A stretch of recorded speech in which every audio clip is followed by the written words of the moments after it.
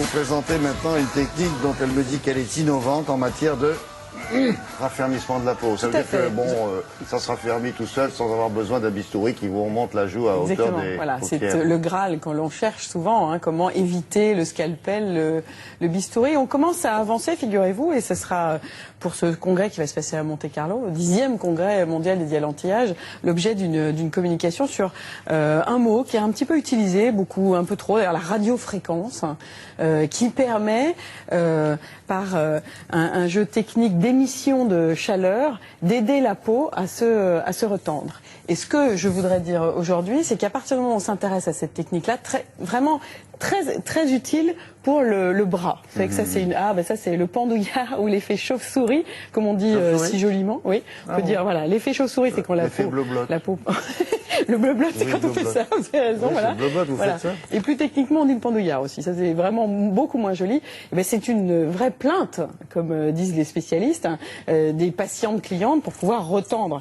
Et là, avec ce jeu de chaleur émise, mais de manière complètement conditionnée, vraiment très sécurisée, il faut un thermomètre tout le temps pour bien vérifier qu'on n'est pas en train de brûler la peau. On peut aider la peau à se relancer et à se retendre. Voilà ce qui se passe autour de la radiofréquence. La peau, elle fait ça toute seule? Elle fait ça toute seule, mais la nouveauté, c'est qu'on arrive maintenant à des machines qui avaient 1, 2, 3 têtes, fallait plusieurs manipulations. On arrive maintenant à concentrer l'énergie, c'est le cas de le dire, concentrer la technique pour obtenir une meilleure diffusion ciblée. Regardez.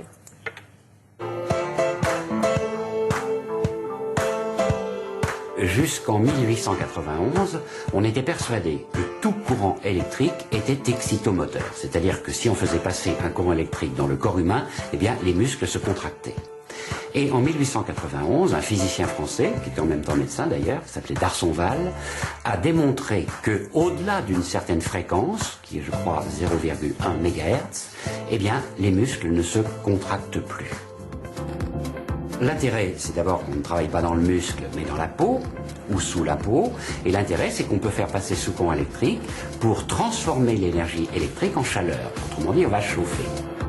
Si on apporte cette chaleur dans le derme, on va échauffer le derme, ce qui va provoquer des rétractions d'un certain nombre de fibres, notamment des fibres de collagène et des fibres d'élastine.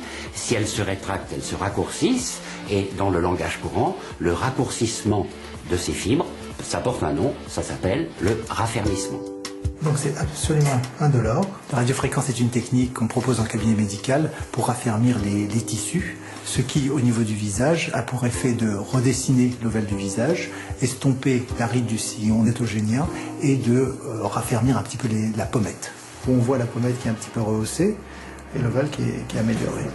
On peut agir aussi au niveau du ventre, au niveau des cuisses, où là on va agir non seulement sur le derme pour booster encore le collagène, mais également sur le tissu graisseux. Dans l'hypoderme, on a des cellules qui s'appellent les adipocytes qui contiennent des triglycérides. Les triglycérides, c'est une construction biochimique entre du glycérol et des acides gras. Et si on apporte de la chaleur, eh bien, ces triglycérides ne supportent pas cette chaleur. Par conséquent, ils se dégradent.